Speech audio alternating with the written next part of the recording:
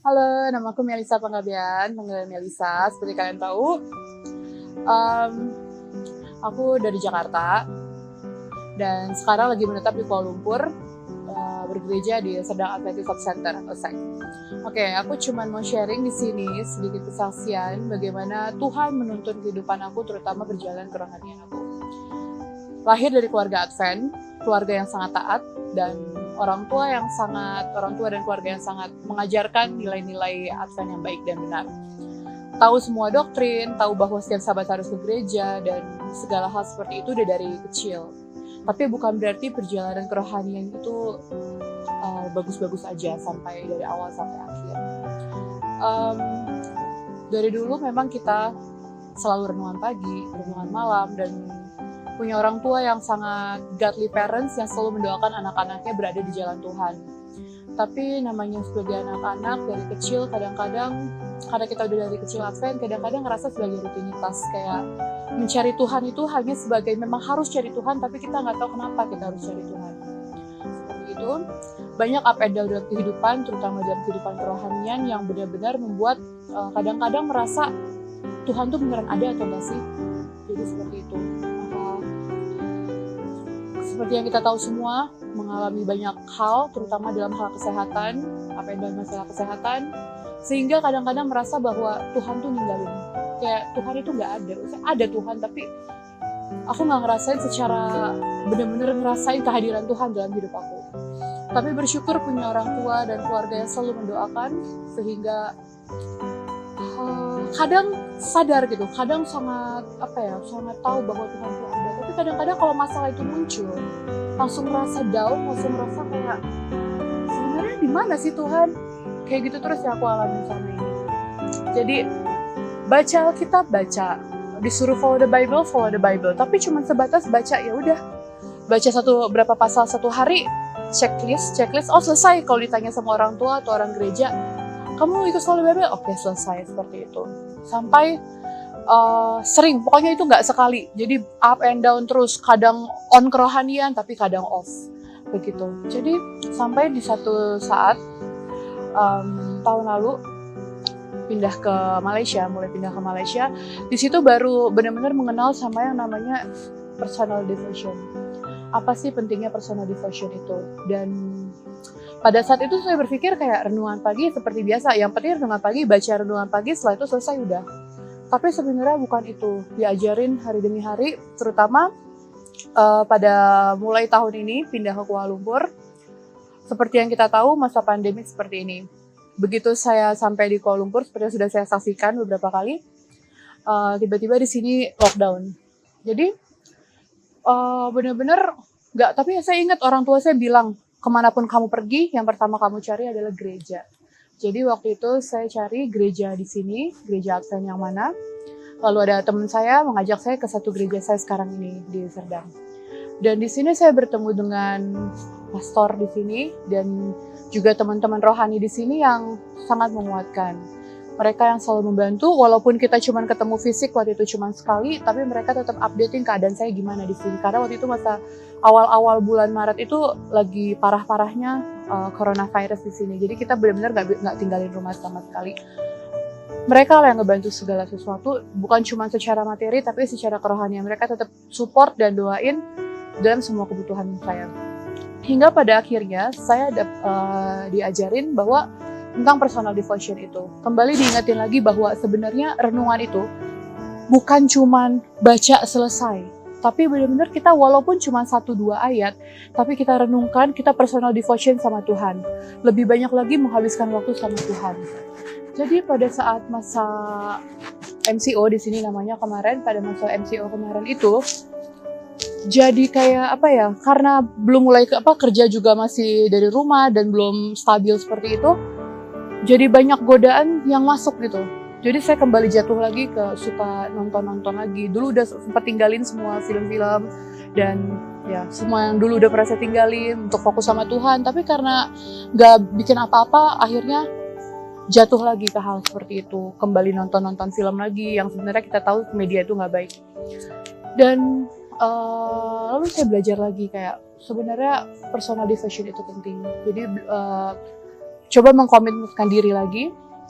Pada pagi hari bangun untuk benar-benar personal devotion sendiri sama Tuhan sebelum kita melakukan aktivitas apapun.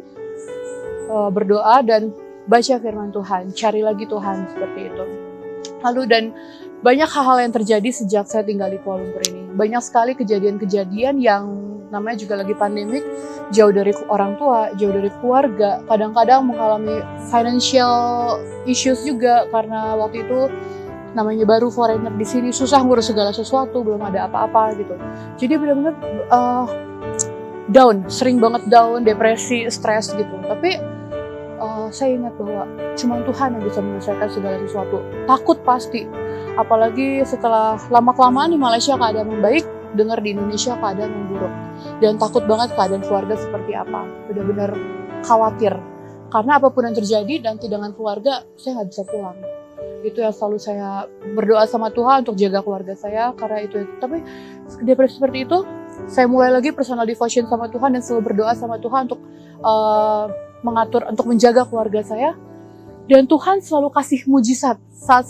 Satu masalah yang saya milikin, Dia pasti akan kasih mujizat, tapi tidak pada saat itu, saat saya minta sama Tuhan, saat saya benar-benar melakukan personal devotion sama Tuhan dan minta juga kepada keluarga rohani di sini untuk membantu.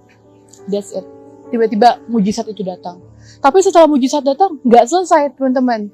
Setelah mujizat itu datang, another problem coming. Masalah yang lain lagi datang. Entah masalah pekerjaan, entah masalah kesehatan, atau apapun itu.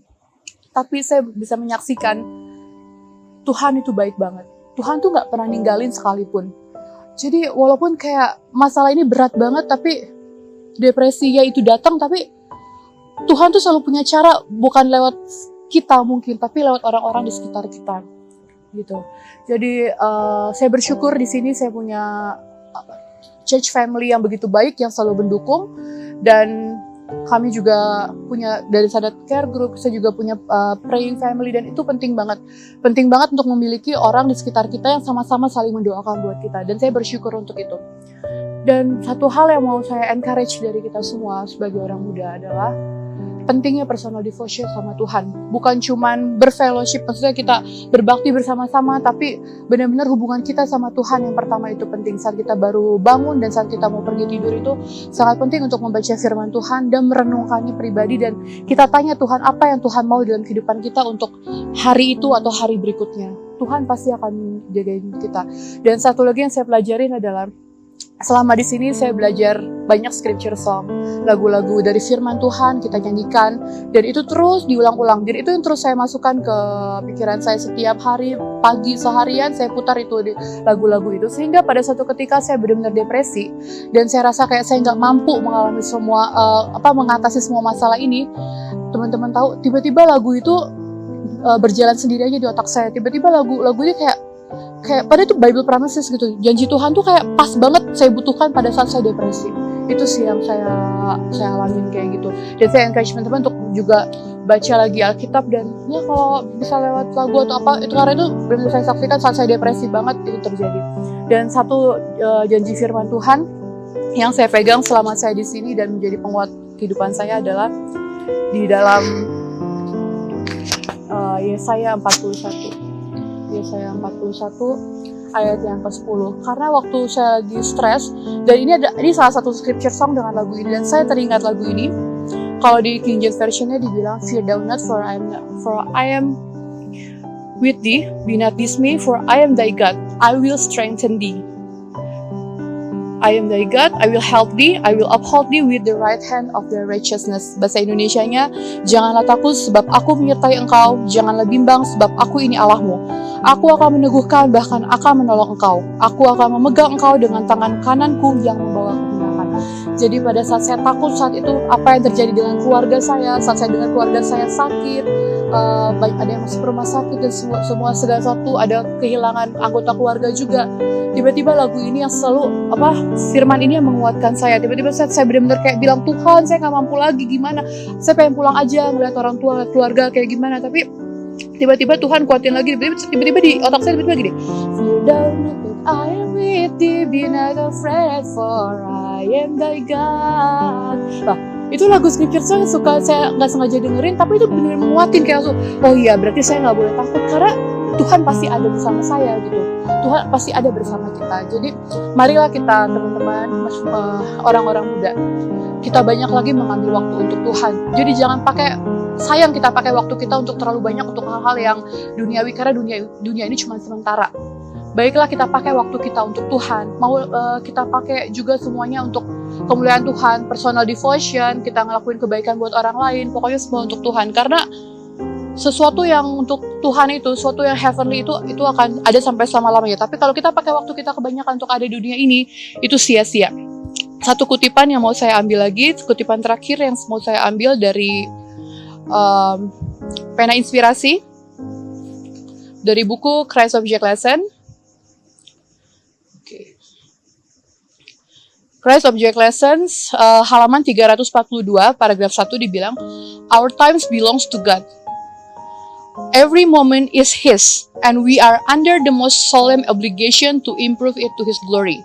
Of no talent He has given will He require a more strict account than of our time." Waktu kita itu milik Tuhan, bukan milik kita sendiri. Semua saat itu milik Dia. Semua yang kita miliki itu hanya untuk dilakukan untuk kemuliaan nama Tuhan. Jadi nggak ada lagi talenta yang lebih besar yang dituntut dari kita selain bagaimana kita mempergunakan waktu kita dengan baik. Marilah kita sama-sama mempergunakan waktu kita untuk Tuhan, perbanyak lagi hubungan kita pribadi dengan Tuhan, dan juga kita melakukan pekerjaan Tuhan. Maka saya yakin dan percaya semua yang masalah-masalah yang kita alamin, semua ketakutan kita, semua kekhawatiran kita, semua itu akan diambil sama Tuhan. Tuhan akan menguatkan kita seperti Yesaya 41 tadi bilang, Tuhan yang akan bersama-sama dengan kita. Kita nggak perlu takut dan kita maju ke depan, press forward with God. Dan kiranya bila kita menggunakan waktu kita bersama Tuhan, Tuhan juga akan selalu bersama dengan kita dan kita merasakan kehadiran Tuhan dalam kehidupan kita masing-masing. Kiranya Tuhan memberkati kita semua.